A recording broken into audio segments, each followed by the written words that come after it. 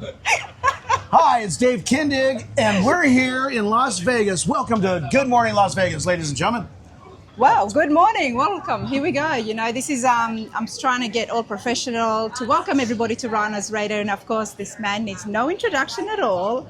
We're here at Sema 2025. Wonderful to see you again. How's So your good SEMA to show see going? you. My SEMA show is going good. I'm a lot better today than I was yesterday. Yeah. First date, a lot.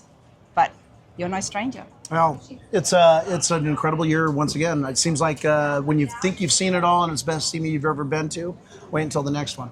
But did something wow and amaze you so far yet? Like something that made you really stop in your track? Actually, I mean, not to take away from the SEMA show, but my week actually started a little earlier here in Vegas. We actually came for the concourse at the Wynn on the golf course. Yep. Unbelievable. At least 6 times larger than the year before when I was here. Oh, wow. And we had a great reception. We actually debuted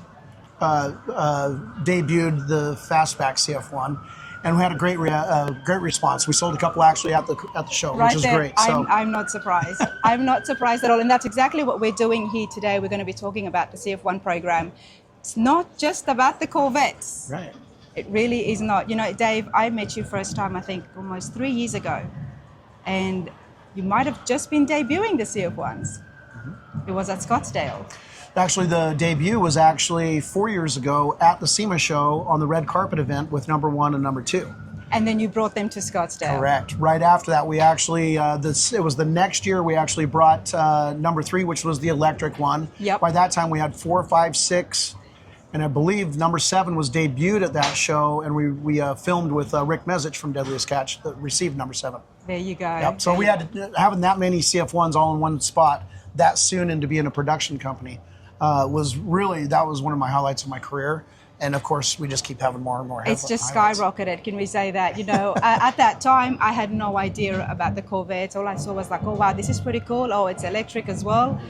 But for those of you at home, let's have a chat on exactly what is you're bringing out. Of course, you had a fabulous year with the Riddler 12 Air winning car as well. And like I said, and I'll say it again, that definitely made history. Thank you. That was supposed to be part of the program too. So originally the designs were actually put together for the CF1 program, and when I was commissioned to build a car for Dave to compete for Grade 8 and the Riddler, what was kind of funny is he says, I'm sure you got something in mind, I don't know what I want built. And I was like, well, yeah, okay, I have some stuff. So, you know, it's really, for a builder, it's really difficult for us to stand back and go, okay, somebody wants us to build a car to compete and win the Riddler. What kind of car is going to be the one that competes and wins the Riddler? We never know. So what I had passion about was building these CF1s. They're not Corvettes, they're CF1, Kindig CF1s, but they're based on the Corvette, obviously. Yes. But I wanted to build a fastback version of something, what if? What if they had built the 54-styled Corvair concept car? What would it look like if I got a hold of it? So long story short, I ended up really selling Dave on building that car, which we did, and we won with 12 Air. That car is all aluminum. None of the parts actually for a production CF1 fit that car.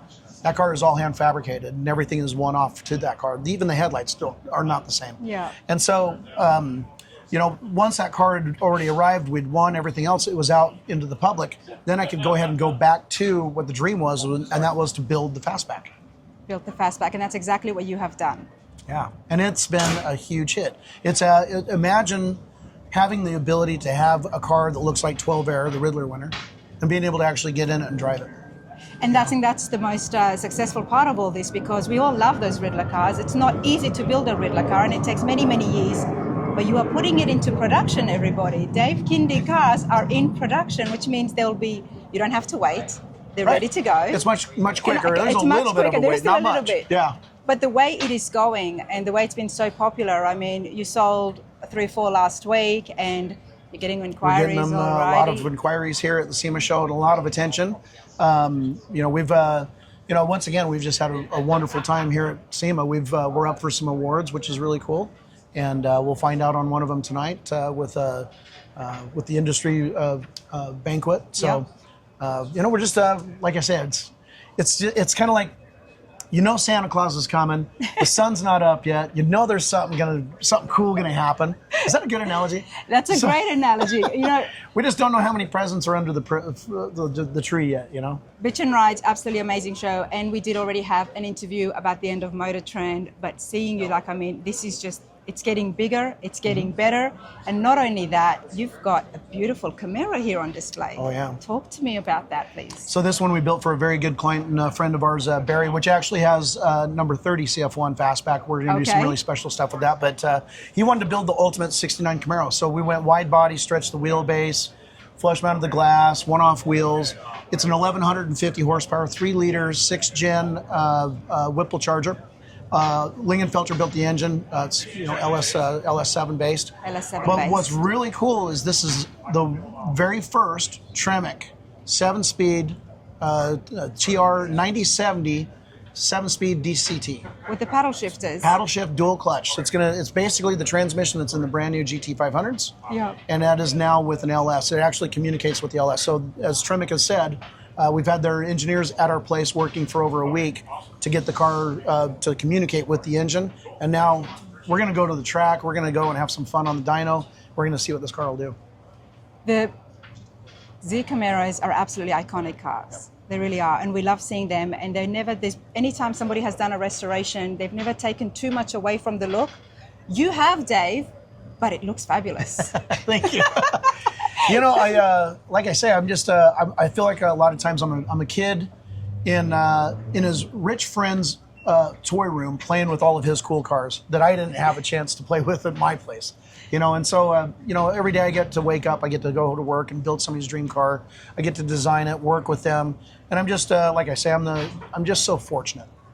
So. Well, it's all about that creativity that comes to it. You know, so many people, and I have been, I'm to blame as well for saying this statement that you're able to do this because you have the resources. But truth be told, everybody, it's not just about the resources because the creativity needs to be there. And that's one of the things I wanted to ask you about is the vision on how, the CF1s, I absolutely love them. And I'm not a full-on Corvette girl, but I absolutely love them. And then I see this Camaro today. Okay, how did this vision entail? Like, did Barry tell you something, or did he just say, you know what, I love a Camaro, do me a Camaro? You know, actually, he was really cool to leave a lot of things up to me, but he really didn't know what he wanted too. And so, he knew he wanted to do it orange. He wanted something that kind of stood out. He's got a really great car collection, a lot of hypercars, supercars.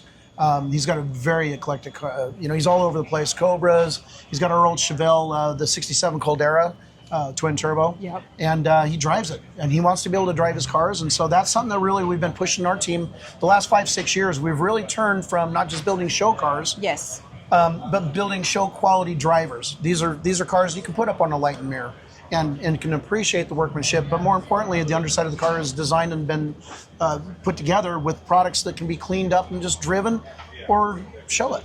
So, for instance, we've got number 24 Roadster sitting in Ben Pack's booth right next to us, and that car is going to be up in the air so you can walk underneath it and see the bottom of the car and see what the quality of our build is. Battle of the Builders. Yeah, yep. Battle of the Builders. It is Sema, everybody. You know, I would hate to be bringing a car this year to the show. Yeah, it's like self-torture, but we didn't do the Battle of the Builders this year, but who knows, maybe one day we will. I'm not surprised. The crowd loves it. The crowd loves you. But like I said, it's going into production, and that goes in line with what you are telling me. You're not building show cars. You're building drivers, magnificent drivers, need I say. And these are cars that are competing. When I look at your builds, we're looking at the Porsches, the Bentleys. You're getting into that level. And that's why my next question is that you are going to need a factory. These are still in production, and you are making them in Salt Lake City, at Utah, of course, at Kindig Design. But would that be the future? Do you see yourself having an assembly line? We kind of have assembly line, but it's intermingled into the hot rod shop, which is important for us to stay relative in the industry. Building the high-end hot rods like the 57 olds, the Camaro, for instance. And so we need to stay relevant in that respect. That's really something that we need to make sure that we're continuing to do. Yeah. But more importantly, what I want to do is I want to streamline the process. I'd like to get up to 30 cars a year. Right now we're basically topping out between 10 and 12 cars per year. That's what our capacity is. But who knows? Maybe another bigger building is in the works. Well, at the rate that it is going, I think you are heading definitely towards that. Can we see the Camaro in the production line like the CF1? We'll see. We'll it's see. Not a Who no. knows? It's Who not knows? A no. Because I have another body style or two still to come with the CF1 program. After the fastback, Please give us a few hints. I'll give you a hint, sure, because you'll see it here next year. It's the Nomad wagon version, like a very bespoke. What do you call it in Europe? A shooting brake. A shooting brake, a Nomad wagon. Yeah. I mean, the wagons have become so popular. Yeah. I mean, they've just, we see it all the time. But to see a Kindig wagon, okay. I've tried secretly, and Kevin will laugh at me when I say this. I've tried secretly to create a body style of one of these CF1s that I can put golf clubs in. It didn't happen in the Cabriolet or the Roadsters. So then I did the electric one, thinking I'd use the front. I was just about to say, yep. The radiator was too big, couldn't get my golf clubs in there. So that's out. The fastback, a little tight. So Well, maybe the wagon. We tried. I mean, in Scottsdale, we tried to put some golf clubs in it. Yes. Yeah, and it didn't work. It didn't No, work. no, Okay. no, unless I take up miniature golf, which is not my passion. So I think all in all, next will be the wagon, and if not, then we'll just make a trailer that you can pull behind them and it fits your clubs. And as well as so many other things as well. But hey, let's talk about the parts production as well for a moment here. We love the cars, we love the CF1s and the Camaro as well. What is the latest parts and products that's happening? So we're working on a line of rear view mirrors. That's really something that I've been passionate about. There's not a lot of great options out there. There's some really good ones. In fact, we used BBT's mirrors on the Camaro build. We've used Billet Specialties on a lot of others, Hagen. But I want to design something that kind of has a lot of flow, a lot of sculpture, a lot of organic shapes to it that'll fit my style line. So that is our next big thing right now, is doing the rear view mirrors. I think it's going to be a big one. We may have a wheel line down the road. So we're in talks with building a line of wheels that you can purchase, and I've got a lot of different ideas and things that I want to tackle. I want to try and get some die casts going. We've got a lot of really cool stuff, and I think a lot of iconic cars that people would probably just eat up on. Absolutely, like the 12A, like the 12A, I would have it. Yeah. I collect them. My son collects them as well. So the wheel line, I'm super excited about that, because with your creativity and just looking at the Camaro, it's brilliant. So I think we can see some pretty cool stuff coming out of the wheel line. But Dave, this is just spectacular. I mean, I'm so happy that I got to see you. When are we going to catch you next? Keep an eye out. Being done filming and stuff. Last time we talked, it was that was where we were at the moment. Yep. We've been actually doing some filming for a channel on YouTube, and so stay tuned. Next year, you'll just watch our socials. You'll see what's going on. Everyone's going to love that, and that's why I encouraged you so much last time we were together. It's like, you have to get on YouTube. Motor Trend shut down. Who cares? It's all about YouTube now, isn't it? Sure. Can I say that? Sure. Why not? I'm not under contract. Kidding. YouTube, Dave Kindig, and of course we're going to see Kev Dog in there as well. And I was telling him just yesterday, such a cool duo. We want to see you guys being yourself, and there's no better way to do that than to do it through these online YouTube platforms. Absolutely, it's a great platform, and we're very excited. Because we get to do whatever we want. We still have the same producer, which is going to be great. Nick Maher, great friend of ours. He lives there locally, has a beautiful family. We watched him get married, have kids, buy homes, and so he's embedded into our community as well.